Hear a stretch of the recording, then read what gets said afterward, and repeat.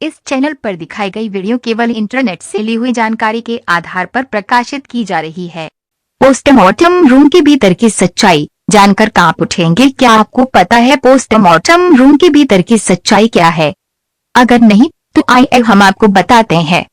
दरअसल पिछले कई वर्ष से पोस्टमार्टम का काम कर रहे अहमदाबाद के बाबूभाई सीतापारा वाघेला ने कुछ ऐसे ही शवों के पोस्टमार्टम की डायरी तैयार की है।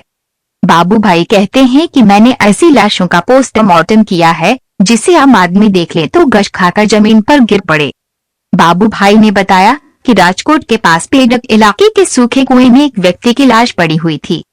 लाश लगभग 8 दिन पुरानी थी और इसमें कीड़े लग चुके थे। ये मेरा पहला मामला था। पोस्टमार्टम की तो बात दूर, लाश देखने के बाद मैं कई दिनों तक ठीक से खाना तक नहीं खा सका था। मैं जैसे ही खाना खाने बैठता मेरी आंखों के सामने वे तस्वीर आ जाती। पुलिस ये लाश एम्बुलेंस द्वारा स्ट्रेचर पर रखकर लाई थी, जिसे सीधे ही पोस्टमार्टम रूम में भेज दिया गया था। जब मैंने लाश के ऊपर से चादर हटाया तो देखा कि उसके चारों तरफ लिया रंग रही थी। इससे भी ज्यादा मेरे लिए डरावनी बात यह थी कि ये सिरकटी लाश थी। सच कहूं तो पहली बार पोस्टमार्टम करने में मेरे हाथ पांव कांप रहे थे। मेरी जिंदगी का ये एक ऐसा वाकया है जिसे मैं कभी भुला नहीं सकता। कुछ वर्ष पहले कच्छ से अहमदाबाद जा रही लग्जरी बस की एक मिनी बस से दुर्घटना हो गई थी। दुर्घटना इतनी भयानक थी कि मिनी बस में बैठे सभी 18 यात्रियों की मौके पर ही मौत हो गई थी। सभी शवों को मोरबी से सिविल अस्पताल लाया गया, लेकिन इतने शवों को पोस्टमार्टम रूम में रखना संभव नहीं था, इसलिए पोस्टमार्टम यार्ड में रखकर ही किया गया था। एक के बाद एक 18 शवों के पोस्टमार्टम के बाद का नजारा इतना भयानक था कि इसे शब्दों में बयान करना संभव ही नहीं। बाबूभाई कहते हैं कि इससे भी बुरी स्थिति तो हमारे लिए तब होती है जब बच्चों का पोस्टमार्टम करना होता है। तब मुझे अपनी आप पर बहुत गुस्सा आता है। मासूम देहों पर छुरी हथौड़े चलाने की स्थिति हमारे लिए सबसे ज्यादा दुखदायक होती है। बाबूभाई वाघेला के पिता और दादा भी पोस्टमार्टम करने वाले स्वीपर थे। आमतौर पर पोस्टमार्टम रूम में हर एक स्वीपर की ड्यूटी 8 घंटे की होती है, लेकिन ऐसी स्थिति में उन्हें कई घंटों भी काम करना पड़ता है।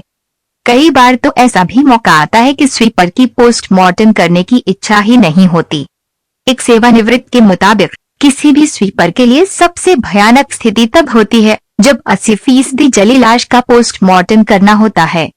इस समय शव के हाथ पैरों की हड्डियां स्पष्ट रूप से दिखाई दे रही होती हैं, आंखें बाहर निकल आती हैं और जुबान बाहर की ओर लटकी हुई होती है। इस तरह के शवों का पोस्टमार्टम करने से पहले हम लोग शराब पी लेते हैं। स्वीपर वाघेला बताते हैं कि पानी में फूली हुई लाश पर नाइफ चलाते ही शरीर किसी पटाखे की तरह फूटता है। अगर शव कई दिनों तक पानी में पड़ा रहा हो तो वे ऐसा हो जाता है कि आप ये भी नहीं जान सकते कि वे किसी महिला की है या पुरुष का। इसकी पहचान करने के लिए सबसे पहले प्राइवेट अंग वाले हिस्सों का पोस्टमार्टम करना होता है।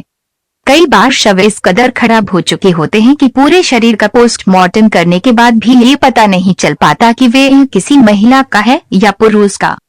वाघेला बताते हैं कि एक बार उनके पास कुएं में 3 से 4 दिनों तक पड़ी हुई लाश पोस्टमार्टम के लिए लाई गई। लाश की शिनाख्त नहीं हो सकी थी। हालांकि वह शव इसी इलाके के एक समृद्ध परिवार की बहू की थी जो पिछले 4 से 5 दिनों से लापता थी। इसलिए परिजन को शव की शिनाख्त के लिए बुलाया गया। परिवार से काफी लोग आए थे, लेकिन कोई भी शव को 4 से 5 सेकंड भी नहीं देख सका। सभी ने घबराते हुए तुरंत एक ही जवाब दिया कि ये उनकी बहू नहीं, जबकि वे गलत थे।